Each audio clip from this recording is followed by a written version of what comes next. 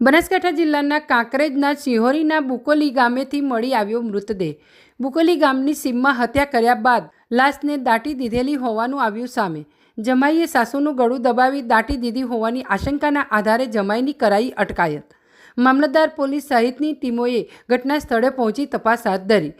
સિહોરી પોલીસે હત્યાના કારણો સહિત કયા કારણોસર હત્યા કરી જેને લઈને તપાસ હાથ ધરી। સમગ્ર મામલે પોલીસે પરિવારજનોની પૂછતાછ કરી એફઆરઆઈની કામગીરી હાથ ધરી। લાશને પીએમ અર્થે સિહોરી રેફરલ હોસ્પિટલ ખાતે ખસેડાઈ। બોલો, મારું નામ છે અરવિંદભાઈ રવાભાઈ રાવળ, ગામ મુના, તાલુકો સરસ્વતી, જિલ્લો પાટણ। હું હાલમાં રહું છું રાણપુર વચલાવાસ।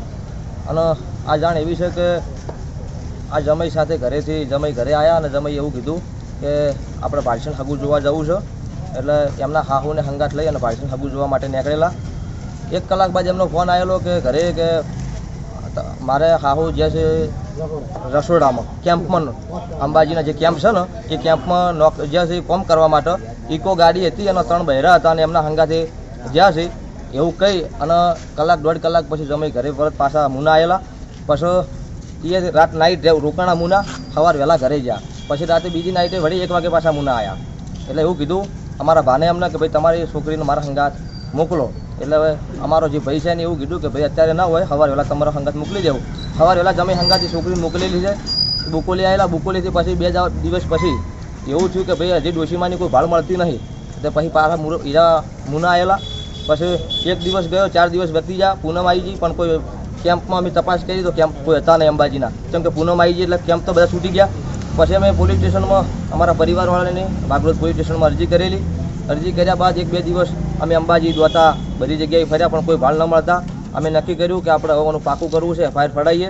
પછી વાઘરોજ એફઆઈઆર ફરાવવા અમે જવા માટે તૈયારી માથે હતા। કોને 10 મિનિટમાં નીકળવાનું હતું અને જમી ઘરેથી ગુડકા કે પડીનું મોહલું કરી અને ઘરેથી નાહી છૂટ્યો। એના પાછળ અમે ગોત્યો પણ કોઈ મળેલ નહીં। પછી રાતે અમે વાઘરોજ પોલીસ સ્ટેશન ગયા।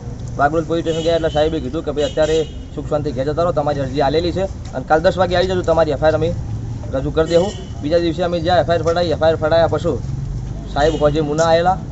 મુના આવ્યા પછી અમારા કાકાના છોકરા દીકરા એવા સુમાભાઈ અને જે એમના જમાઈ, અમારા ધનાભાના જમાઈ જે બાઈવાડાના ભરતભાઈ, એ બેન વાઘરોજ પોલીસ સ્ટેશન પાછા એમના હંગાત લઈ ગયા।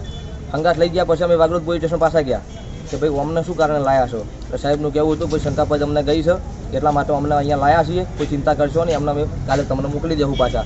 બીજા દિવસે અમને વાઘરોજ પોલીસ સ્ટેશન બોલાયા એટલે કે આજે સવાર વહેલા વાઘરોજ ગયા એટલે વાઘરોજથી સાહેબે કીધું કે તમારે અમારા હંગાત પોલીસ સ્ટેશન સિયોરી આવવું પડશે। તો અમે એમના હંગાત અહીંયા સિયોરી આવ્યા।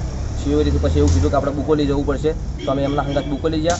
બુકોલી ગયા પછી એ જગ્યા ઉપર સ્થળ ઉપર કહેવાનો મિનિંગ થોડા દૂર અમને ઊભા રાખ્યા હતા, જે સ્ટાફ હતો એ તો આગળ જો। પછી એથી રિટર્ન પાછા અમે સિયોરી આવેલા। સિયોરી આવ્યા પછી અમને સાહેબે વાત કરી કે ડેડ બોડી જે જગ્યાએ અમને મારીને જે દાટી નાખ્યા છે એ ડેડ બોડી અમને બતાવી છે અમને, અને ડેડ બોડી આજ પહોંચે તમને આપણે પીએમ હસ્તે ખસેડશું। પછી પાછા સિયોરી આવ્યા। સિયોરીથી પાછા અમે તો આગળ ગયા બુકોલી ચાલો અમને ડેડ બોડી અહીંયા અમે શું કહેવાય રેફરલ હોસ્પિટલ સમગ્ર આરોગ્ય કેન્દ્ર સિહોરી, અત્યારે અમે સિહોરીમાં છીએ બરાબર। અત્યારે સવાર વહેલા હવે શું સાહેબનું ડિસિઝન આવે છે પીએમનું એના માટે આધાર છે।